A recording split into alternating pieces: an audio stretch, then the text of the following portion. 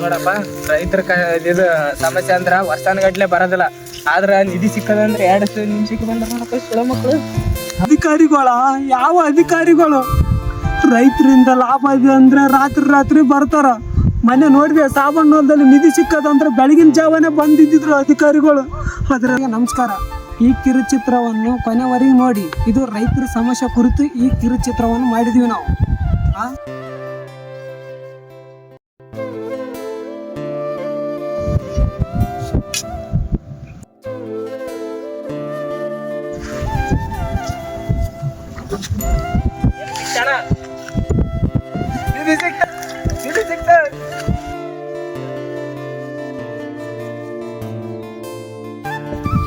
ಅಣ್ಣ ನಿಧಿ ಅಂತರ ಸಿಕ್ಕಿತ್ತು.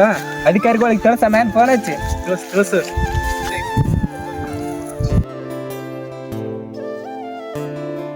ಹಲೋ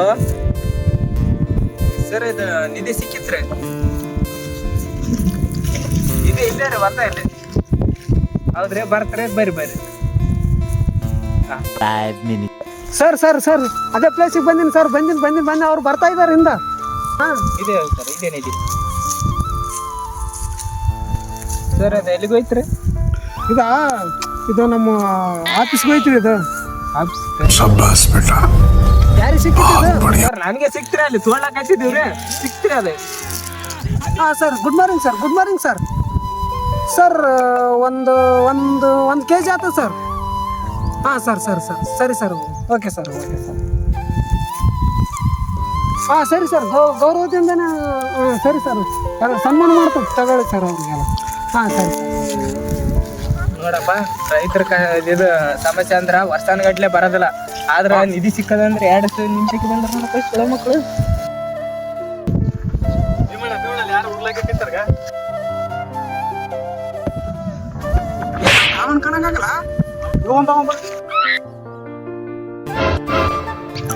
ರಾವಣ ಏನಾದ ಅಂತದೇನ್ ಸಮಸ್ಯೆ ಅಂತದ್ ಏನು ಬದ ನೀನ್ ಉರ್ಲಾಕ ಸಮಸ್ಯೆ ಏನಂತ ಹೇಳಿ ರೈತರ ಸಮಸ್ಯೆ 1-2 ಹೇಳಕ್ ನಿಂತ್ರೆ ಇತಿಹಾಸಕ್ಕಿಂತ ದೊಡ್ಡದಾಗ್ತದ.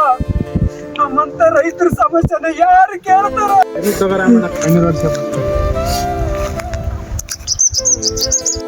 ಇರ್ಲಿ ಬಾಬಾ ಸ್ವಲ್ಪ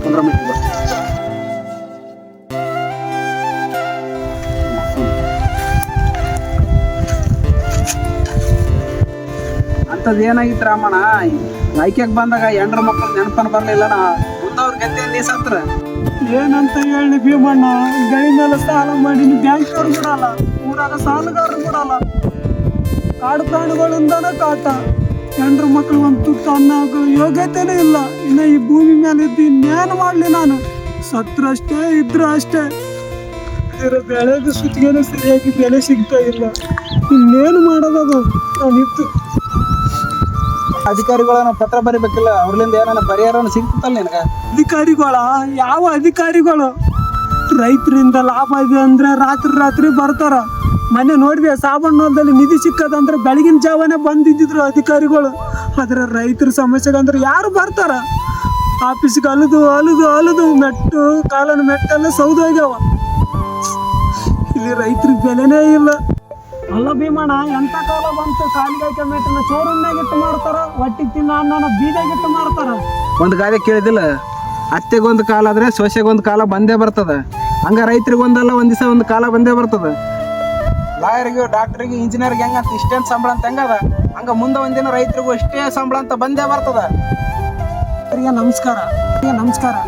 ಲಾಯರ್ಗಿಷ್ಟು ಸ್ಯಾಲ್ರಿ, ಡಾಕ್ಟರ್ಗಿಷ್ಟು ಸ್ಯಾಲ್ರಿ, ಇಂಜಿನಿಯರ್ಗಿಷ್ಟು ಸ್ಯಾಲ್ರಿ ಅಂತ ಅದ. ಅದೇ ರೀತಿ ಒಂದಲ್ಲ ಒಂದಿನ ರೈತರಿಗೆ ಇಷ್ಟೇ ಸ್ಯಾಲ್ರಿ ಕೊಡ್ಬೇಕಂತ ಗೌರ್ಮೆಂಟ್ ಆರ್ಡರ್ ಮಾಡಿದರೆ ಬೆಂಗಳೂರಾಗಿದ್ದಾರೆ ಎಲ್ಲ ಬಂದು ಜಮೀನಲ್ಲಿ ಕೆಲಸ ಮಾಡ್ತಾರೆ. ಇಲ್ಲಾಂದ್ರೆ ಮುಂದೊಂದಿನ ಕಾಲದಲ್ಲಿ ತಿನ್ನಕ್ಕೆ ಇಟ್ಟಿರಲ್ಲ.